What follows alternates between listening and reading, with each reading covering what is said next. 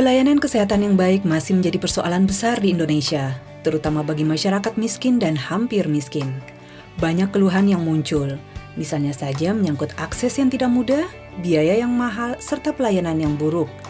Padahal pelayanan kesehatan yang baik mulai dari tingkat puskesmas hingga rumah sakit berperan penting bagi kemajuan bangsa. Badan serta mental yang sehat menjadikan masyarakat produktif, mendukung kemajuan ekonomi, dan membangun kesejahteraan. Seringkali pelayanan kesehatan yang buruk hanya dilihat dari tampak depannya saja. Misalnya saat dokter atau bidan melakukan pemeriksaan, ketika orang sakit membeli obat-obatan, atau sewaktu pasien dirawat di rumah sakit. Padahal, bila mana sistem pelayanan kesehatan dibongkar, ada mekanisme atau mesin yang bekerja di belakang apa yang tampak di permukaan tersebut. Itulah sistem kesehatan yang utuh. Sistem ini memiliki 7 komponen penting. Yang pertama, regulasi dan peraturan. Kedua, sumber daya manusia. Ketiga, farmasi, peralatan kesehatan serta gizi. Keempat, penelitian dan pengembangan atau litbang. Kelima, pemberdayaan masyarakat. Keenam, pembiayaan kesehatan. Dan terakhir atau ketujuh, pelayanan kesehatan itu sendiri yang merupakan ujung tombak yang terhubung langsung dengan masyarakat. Agar pelayanan kesehatan menjadi lebih baik, ketujuh komponen harus bekerja optimal dan saling mendukung. Selama ini, program-program yang terkait perbaikan pelayanan kesehatan lebih sering melihat persoalan secara terkotak-kotak. Misalnya saja, ada program yang khusus menangani persoalan penyakit HIV, ada pula yang khusus berkampanye bahaya merokok, atau ada pula program yang memfokuskan diri pada keselamatan ibu hamil dan bayi. Semua program tersebut baik, bahkan sangat baik.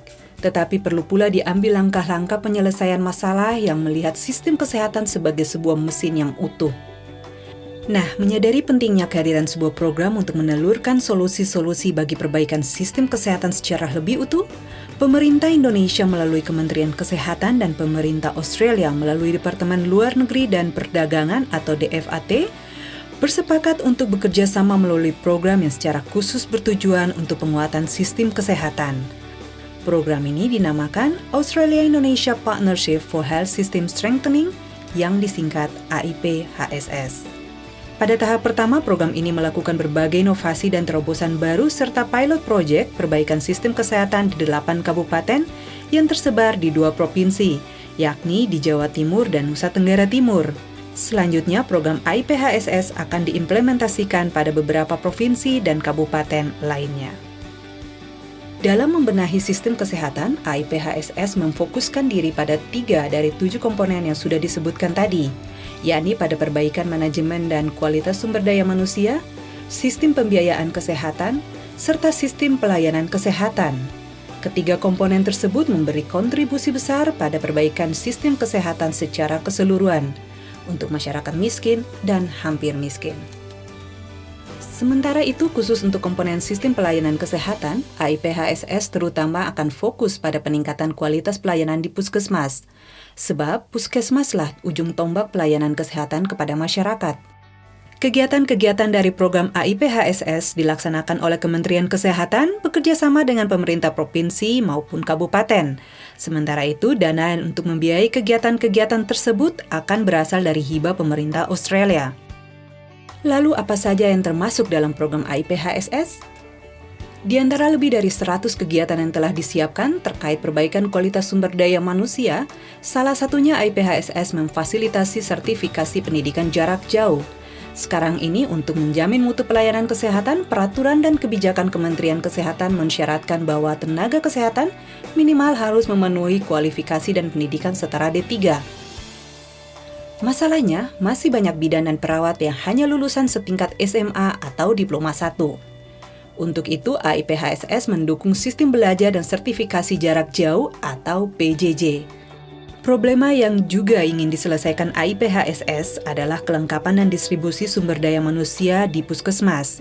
Sekarang ini pemerintah fokus memastikan ketersediaan tenaga dokter, dokter gigi, bidan dan perawat untuk pelayanan kesehatan termasuk ibu hamil dan bayi. Padahal sebuah puskesmas yang baik membutuhkan kehadiran dan keahlian seperti tenaga farmasi, promosi kesehatan, sanitasi lingkungan, ahli gizi, laboratorium, bagian administrasi, serta tenaga dengan keahlian lainnya. Bila mana puskesmas memiliki penyuluh kesehatan yang handal, masyarakat dapat diajak untuk menerapkan gaya hidup sehat.